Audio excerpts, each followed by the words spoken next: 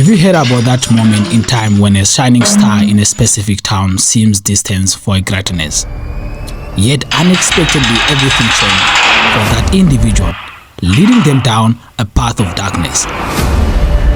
And then the time I come in, the people of the hospital, I'm working for these people, but the people of the hospital even don't want me, even the police, they don't want me to go inside.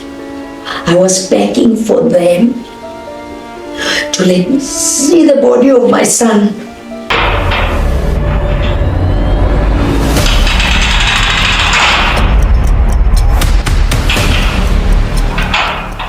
Crime and substance abuse, even making unfortunately connecting with the unfriendly walls of prison.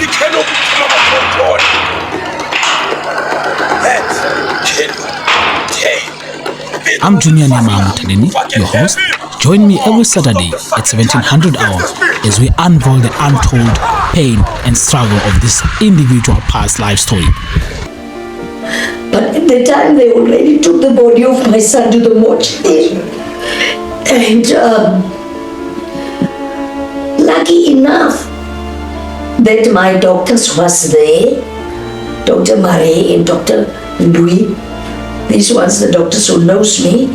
And the next day, Dr. Marie could take care of me. My family was taking me. But it was not so easy to see your child in blood. You are waiting for your child. And your child is already in a mortuary put. Shedding light on their journey towards redemption and hope. Welcome to the Untold Pain Story podcast, a show that dives deep into transformation story within the goal of inspiring change within teenagers and community. Tune in for the impactful episode exploring the strengthening needed to overcome challenges and achievement personal growth. Streaming every Saturday at 1700 hour on YouTube.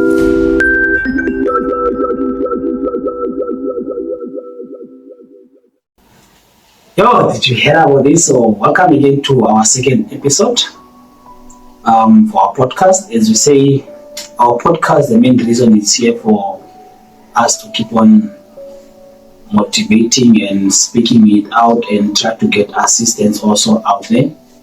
So my name is Junior Nimagitaneni, and today we are going to shoot our second episode for the Untold Pain story. So today's episode has been sponsored by Rachis Restaurant. Please try to make a turn at Rachis Restaurant. If you want to make a big order or booking, okay, you want to have a party, don't hesitate to call them to help you anytime. With that said, today I'm having a mother to say, an auntie, that they are going to take us through a certain heartbreaking black crowd that visited Rudrez previously years ago. But let me not waste time. Let me give them the opportunity to introduce them, and then they are going to give us a hint about the story. Yes, good day, ma'am. How are you? Good day, sir. How are you? Very well, thank you. Yeah. How are you, ma'am? I'm okay. Okay. Perhaps maybe if you can introduce yourself just to the audience. I am Cloete, the mother of the late Nikin-John Cloete. Okay. And ma'am? My name is Nancy. I am the aunt of the deceased. Okay. Nikin-Cloete. Okay, perhaps maybe if you can just give us a short background about Nikin. Who was Nikin? Nikin was my firstborn son of his siblings. I've got 3 children. I raised Nikin as a single mother. Nikin was born on 1st of June 1993. I raised Nikin as a single mother, and from there on, he's schooling here in Madrid, staying with my parents and his 2 sisters. Okay.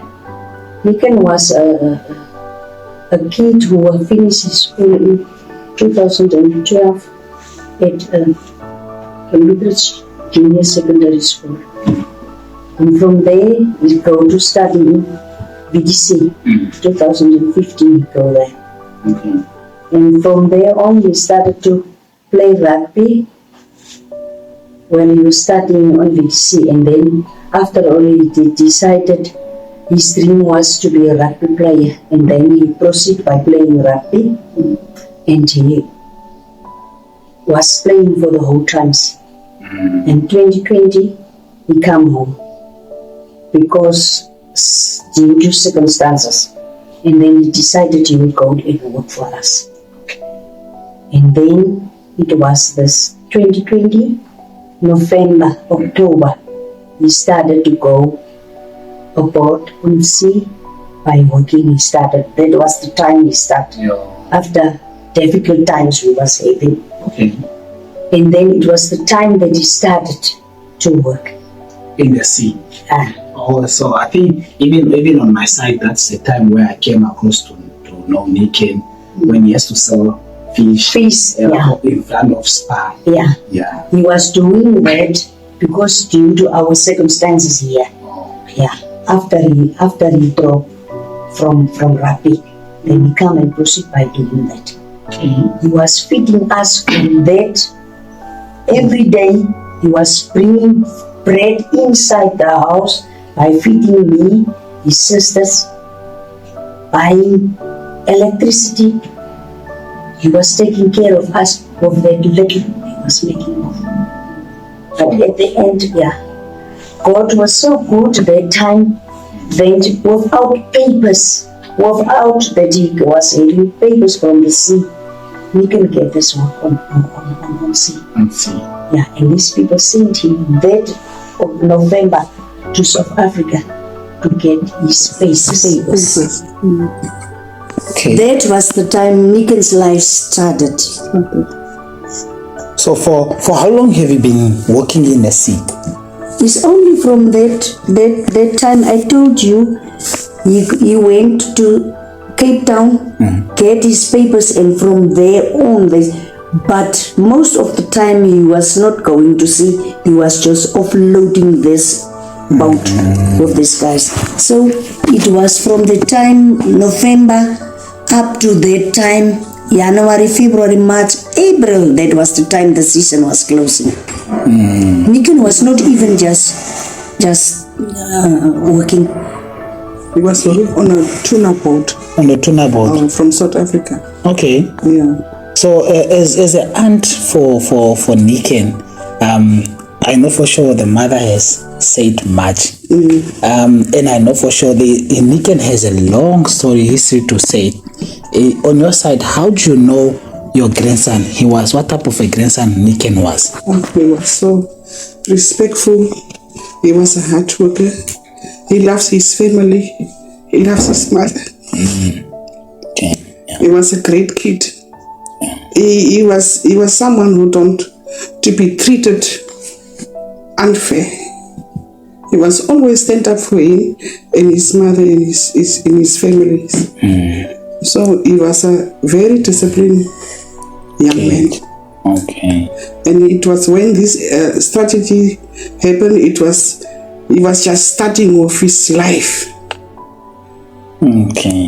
Coming back, Mom, if I know for sure you've been with Nikin for that period of time, even when he was out with rugby at school also, and then he came back at home. And then to the point where that night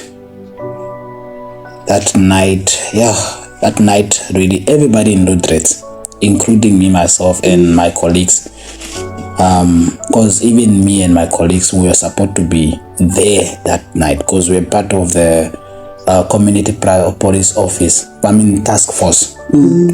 So perhaps maybe if you can tell us the story that you heard, because you were not that time there. What happened that night, and when was that, if you can remember? It was 1st of August, that morning time. It was morning hours, late morning hours, maybe between 1 and 2 o'clock. Sunday morning. I was home alone, but the earlier the night he came and told me he's going invited to his friend's 21st party. Then okay, we were talking here, and then he just talked to me, said no, and then I told him, Nikin, you know, it's curfew time, so you must know your time. Then he said, okay mama, no, it's fine. And then he went with his friends. That night, that time I was sleeping alone in home, waiting for him, but he even didn't come. And then I heard a knock at the front door. Then I get up, but sometimes while he is going out and coming, then he was knocking at the kitchen side. But that night I got the knock at this side. Then I get up, come out, and then I ask, who's that? Then I heard the one of the guys of the neighbor that guy. Then I opened the door, and then I was so shocked by seeing these people not coming to my house, but at this time of the morning. Then I asked him, oh, what are you doing here? You are not coming at my place, but this, what is that? Yes, told me. What news you bring? And it was him and Mrs. Piekes, the principal of Ankara. Yeah. And then they come in, and then he said it was a shooting. Then, he said it was a shooting in Hongerwater. That is what he told me. Then I said, oh, it was Nikin. Then I asked him. Then he said, yeah. Then I said, no, what happened? What happened to Nikin? Then he said, no, we come to get you to go to hospital. You will see. Nikin is at hospital. That was all that he told me. And then I go in, I change, and then we go together. But when I come at hospital, it was from the outside of the hospital. It was only blood. It was very horrible that I experienced that night. I was not waiting, or I didn't want to expect it should be like that. It was not an easy way for me to see. And then the time I come in, the people of the hospital, I'm working for these people, but the people of the hospital even don't want me, even the police, they don't want me to go inside. I was begging for them to let me see the body of my son. But at the time they already took the body of my son to the mortuary. And lucky enough that my doctors was there, Dr. Marie and Dr. Ndui. These ones the doctors who knows me. And the next day, Dr. Marie could take care of me. My family was taking me. But it was not so easy to see your child in blood. You are waiting for your child, and your child is already in the mortuary put. And that was. It was not so easy for me.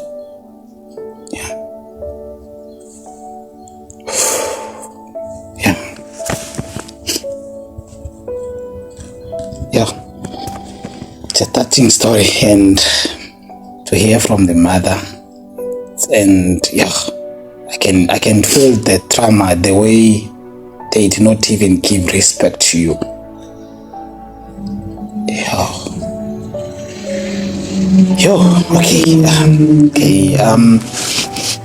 Coming back, so after that you came back home, you start mourning your son.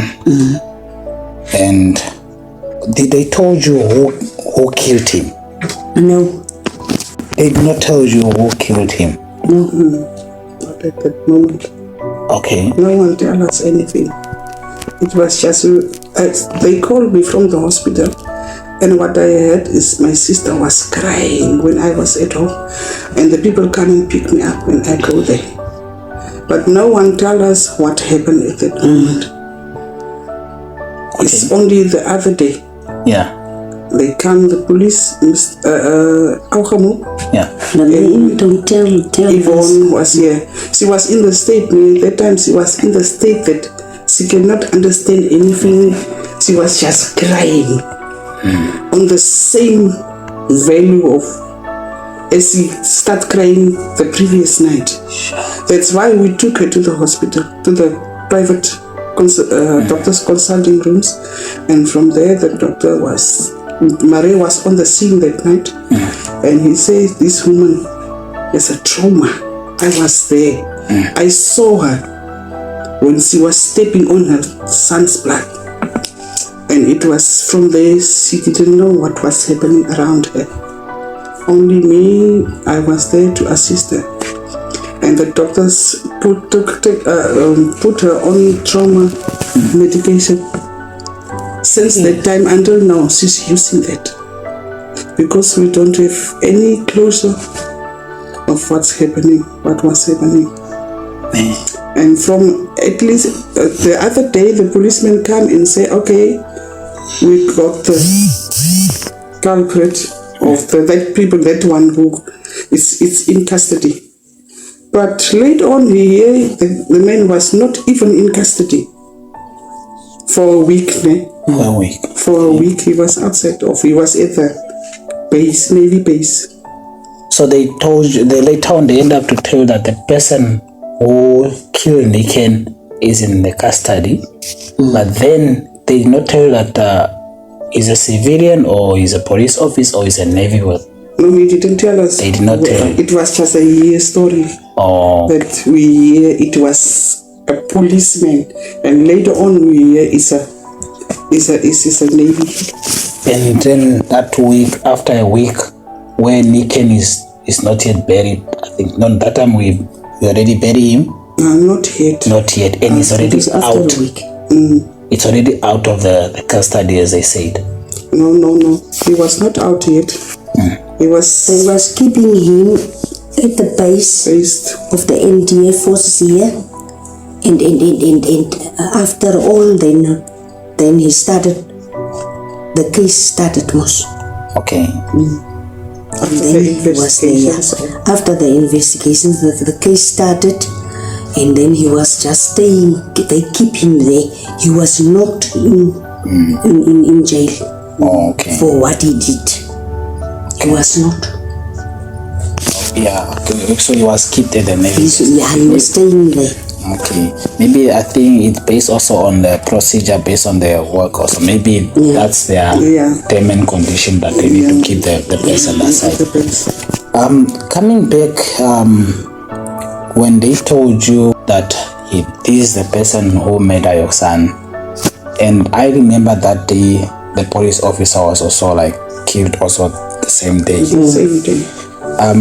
The allegation that are going around that Niken was having a gun, were you able to testify that Niken has a gun before, or he never had a gun? No, Niken in his life was not having a gun. He didn't even try to buy one. So at that time, if he is maybe having, then I should have to know that he was having a gun, but not in his life. That was a pure rumor people was making. Okay. So and that time we read at the newspapers about this gun Niken was having. So we called these newspapers, and the people just rectified that the error they made.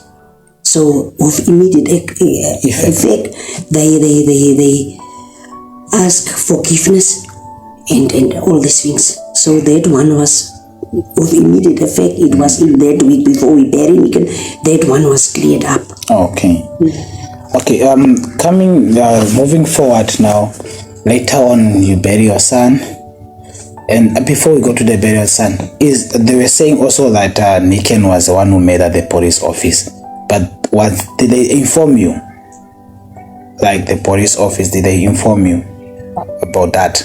No. They did No not. one. Okay. Because those are just allegations that That are was going. allegations people was making. There was a lot of allegations people was making. Yeah. Okay, so because I wasn't able to ask you more exactly what's happened on that night because you were not at the scene. Yeah. So you are just speaking on what you guys are just speaking on what you heard. So coming to the point when you've been informed that the person that who murdered your son is going to appear to court. Okay, if you can maybe give us a hint what, when or how it happened for you to be informed that the guy is going to appeal. The first day the court started, I was not there because I was sick for that 2 weeks. After that, I was for 2 months, 3 months, I was booked off. I even did go to work.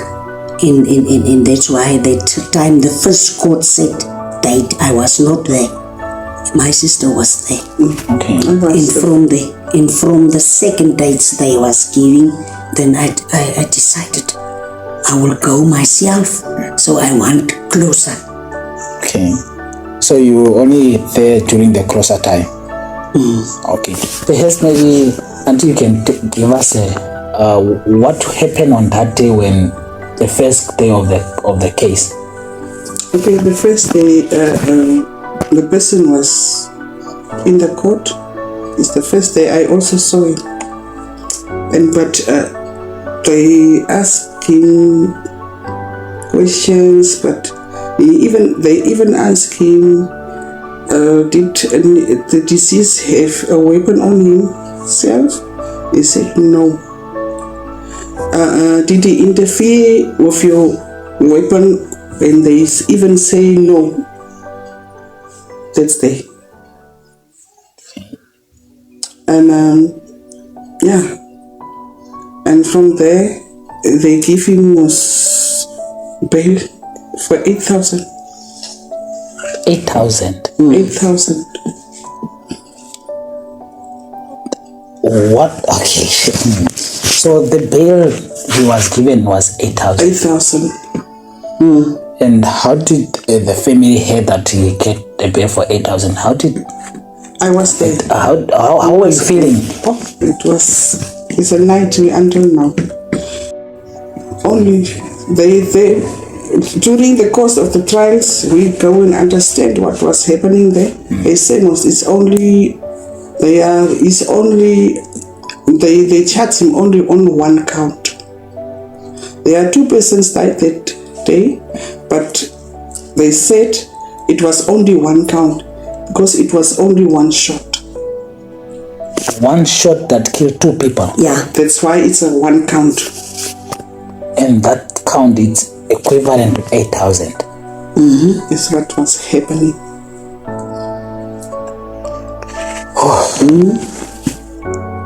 Okay. And he was also asked what was happening that day. And he told the court. Nikin was apparently on a pickup car. When they go there, they scattered the guys most from the yard and asked them to go home. But our son refused and said no, he will go home with the car he comes with. And he was at the back on the pickup. It's a pickup bakkie.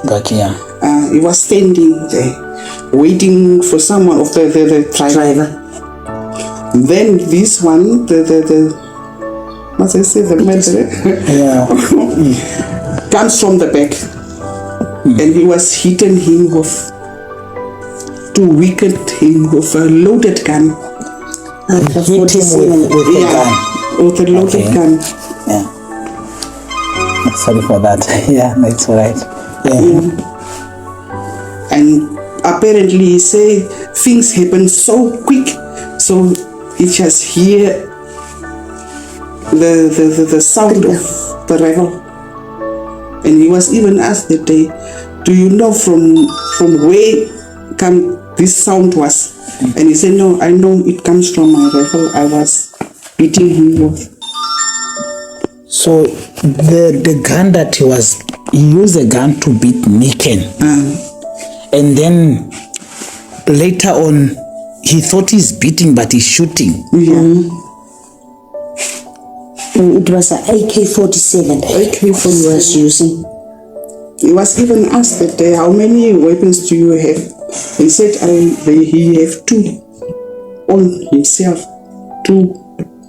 But he was using the AK-47.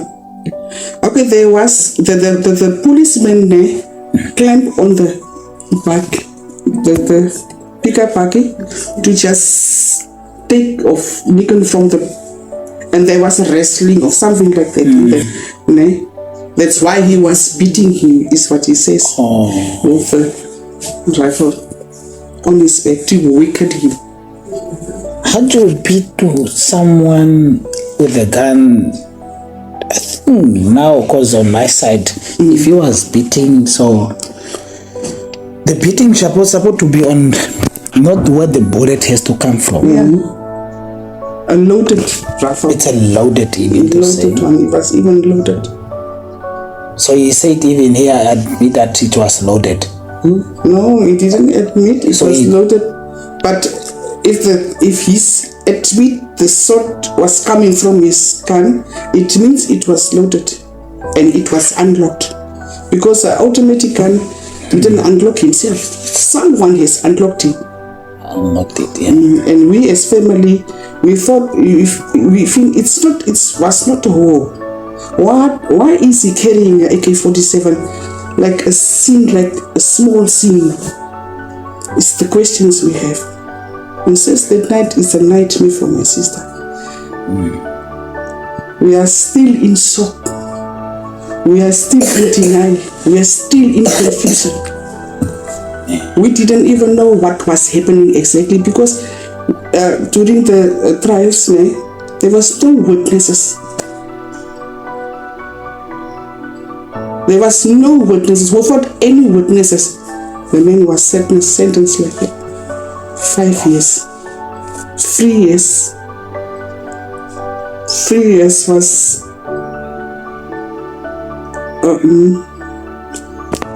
what was 3 years was, I don't know, what do you call it in English? 3 years. Afrikaans, how do you call it? Opgeskort.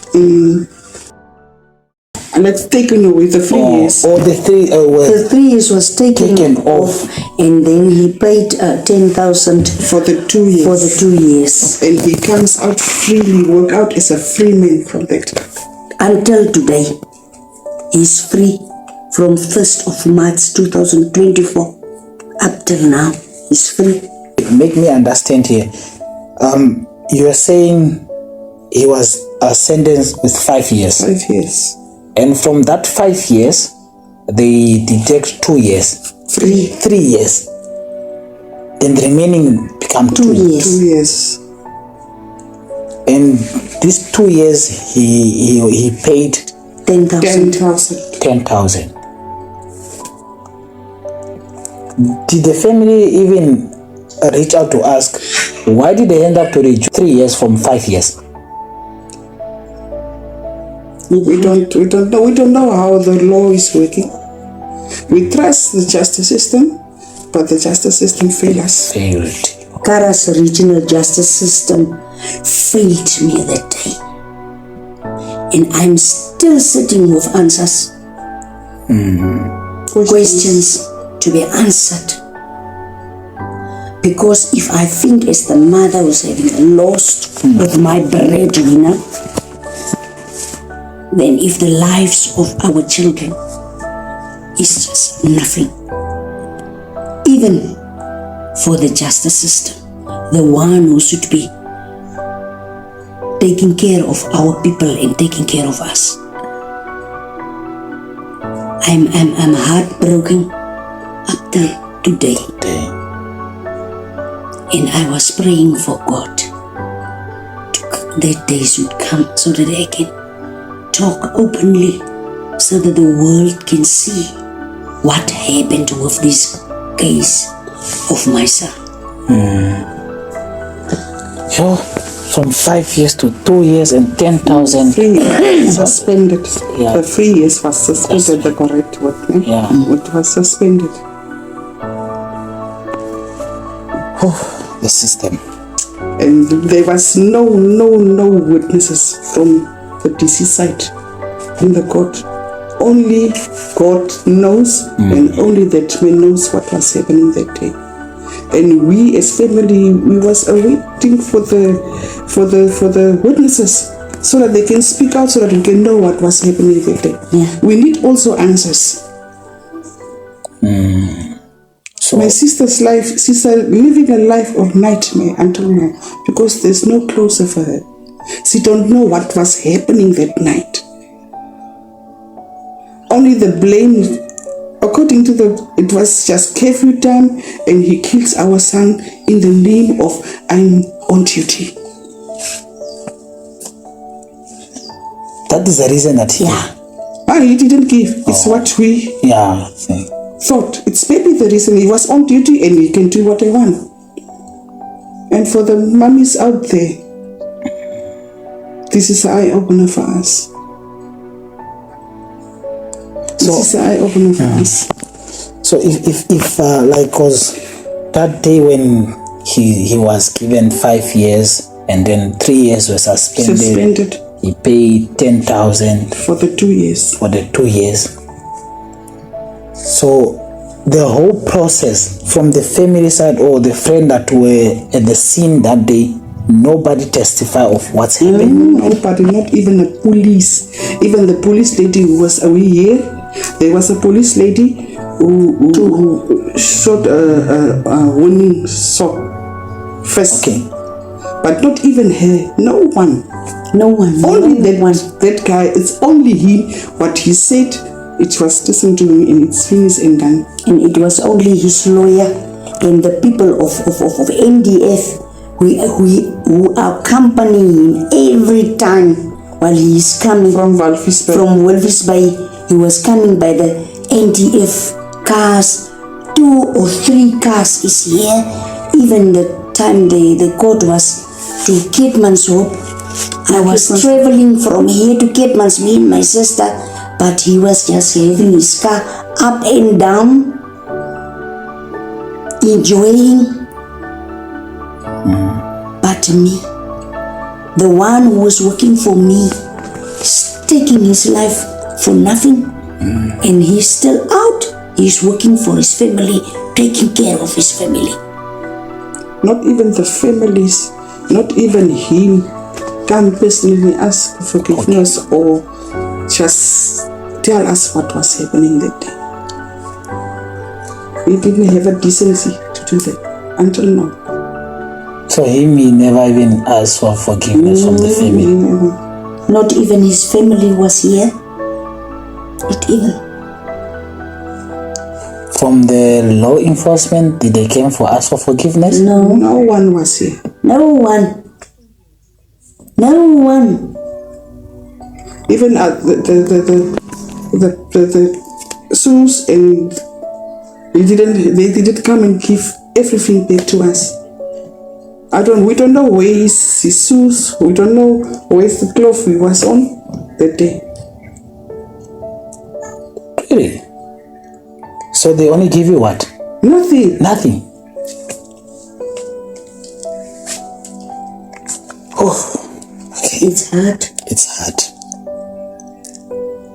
And this is what now, the main reason of us having this podcast is to let people to tell those the untold painful story, so that people they can able to know what's happened, and people they can also somebody can be your guide and angel to say, okay, this is what happened previously, so now try to take this step. Like in your case, and you need justice. It's like it's not yet. It was not done fairly on your side. Yeah, it was not. So it's like the system failed you. So there might be someone out there that is gonna pay attention to this story and he's gonna come and then say like, try to do this and this, because you feel like it's not yet done. But if I can ask you, what do you think maybe it was supposed to be done? How many years maybe you think he was supposed to be sentenced with? I know you don't know the law that much. I don't know. As I told earlier in this courts I was present in, I told the people, I don't know how the justice system operates, but I was hoping and pleading to them not to fail me.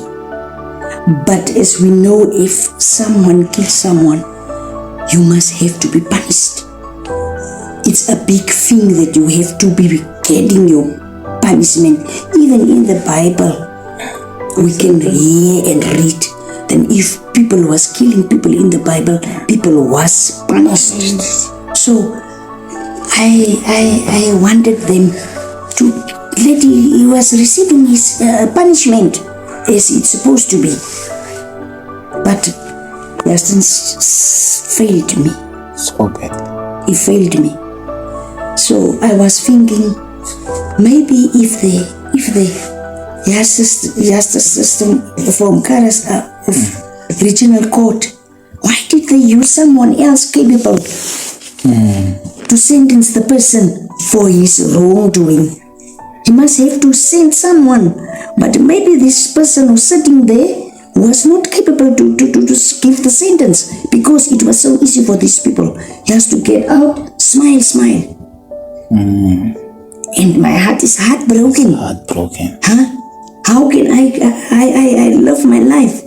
Because these things need to be answered. I'm still in the darkness. I can tell. But with God, I will face all these things through, and God will bring a solution for me. Yeah. And I think God hear her cry, so that Kara's media is today with us, so that we can cry out and the whole world must know what was happening. So I think God is behind the scenes. Yeah. He's still working behind the scenes. And we know there's a saying from the English, a wounded lion is still a lion. Still a lion, no matter what. No matter what. The sentence before the proceeding starts, the prosecutor asks the magistrate, can we record? And the magistrate said, it's not waited for you. Can we record it? Can we record it? Why?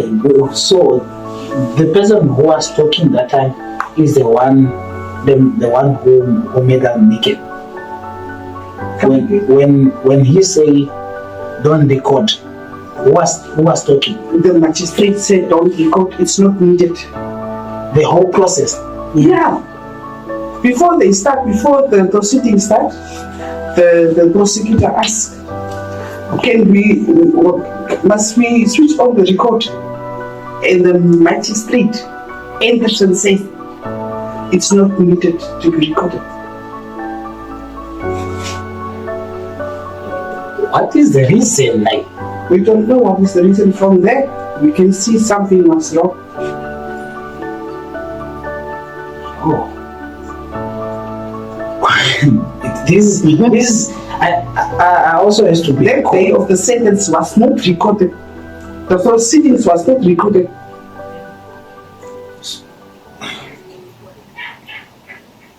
And then, if the proceedings of the court was not recorded, then is something wrong.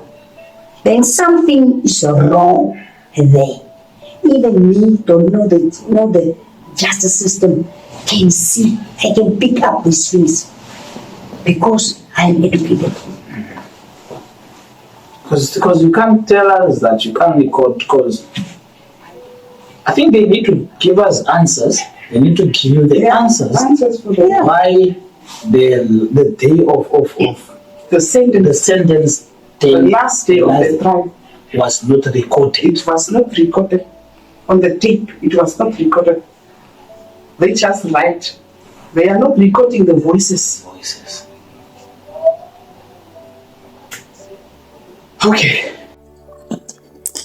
Yeah, in getting to a conclusion, perhaps maybe, Mom, you can tell us what do you think it must be done, or you are just gonna let it in God's hands, or do you have any plea to the government? And I think this is a government issue, if I to say it like that.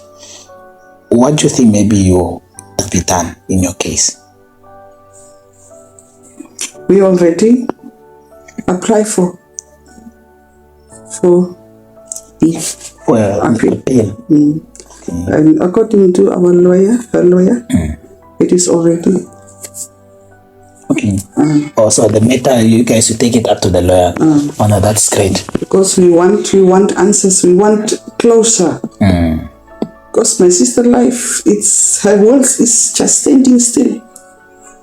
We are in the darkness. We left in the darkness.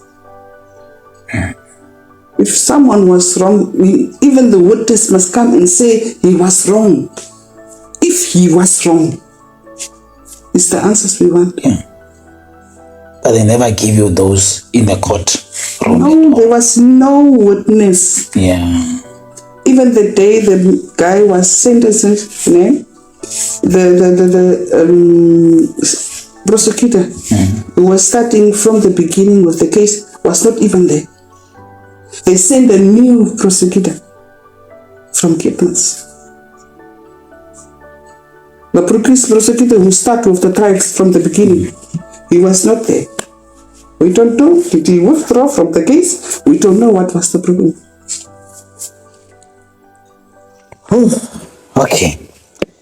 Okay, maybe if I can maybe start with and then I'll end with to the mothers that have almost similar cases, situation like this, what word would you give them? Or not only the mother, let me say anybody out there, because losing someone, for that matter, losing your child, even what the age is devastating. It is indeed. From the mothers out there, we as mothers, we want our children, we want our sons about anything, but we never want them from the authorities. Because it's very hard for us as mothers. Your son is dying in the hand of the authority. We cannot trust even the authority now. Of the authorities now. Yeah. That's true. Okay. Mommy, I know this is hard, and it has been hard from the day you had that knock. And I know for sure you still have that sound of that knock. And we'll keep putting you in prayer as before when we heard of this. But I know for sure it's not only me. The community of Lutheran. This Niken was people's person. And you can testify even to the day when the memorial service was hosted here, how the crowd was here. Even us from Karas Media House, we receive calls from South Africa asking, are you guys going to live stream the burial of Niken? People, they cannot try to show respect. From far distance, they are coming to show their last respect. My God keep on comfort you. And don't lose hope. Trust in the Lord. If I to quote correctly in the Bible, there's a verse in Jeremiah, I can't really get the chapter itself exactly, where it said, I the Lord, I answer their prayer. I'll answer your prayer before you ask me. So I know for sure the Lord is still hearing you, still to answer your prayer. And this is just a beginning. We never thought one of a day we are going to sit and have a conversation with you like this. This is God's work. And it's not ending here. As he said, he will not let unturned stone So he's still gonna do it, and justice is gonna be like done on your case, and everything's gonna be done fine. So if you can just tell us in your last word what you want to tell us, maybe in your last word, or any encouragement or any kind of plea, what you want to say in conclusion. In conclusion, I will say thanks to God that keeps me awake, keeps me up in hard times. It is now the 3rd year. My son is not with me and with his siblings. But we are strong, as my sister said, that a wounded lion is still a lion. So we are going up on. The mothers out in the world of Namibia, it is not so easy to lose your child coming from you. You raise your children. But let's be on our knees praying for our children. Let's leave our things and trust God. By God's timing is not our timing. And He will answer our prayers on His time. And I hope my prayers is nearly to be answered by God. Amen. Thank you very much. Thank you very much, ma'am. Okay, thank you very much for that. And community and Namibia at large, we are pleading and sending a request to you. Keep our mothers in prayer. Let justice to be practiced fairly and the system not to fail them anymore. God must answer their prayer. So please, whenever you are going to be on your knee, don't forget this family in your prayer. And with that said, thank you very much for being with us and trusting in us. And don't forget that this episode was sponsored by Richie's Restaurant.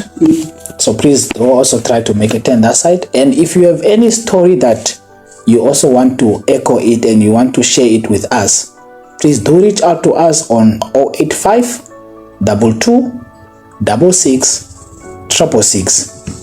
085 22 66 666. My name is Junior Nema Mutalini, your host, and I thank you.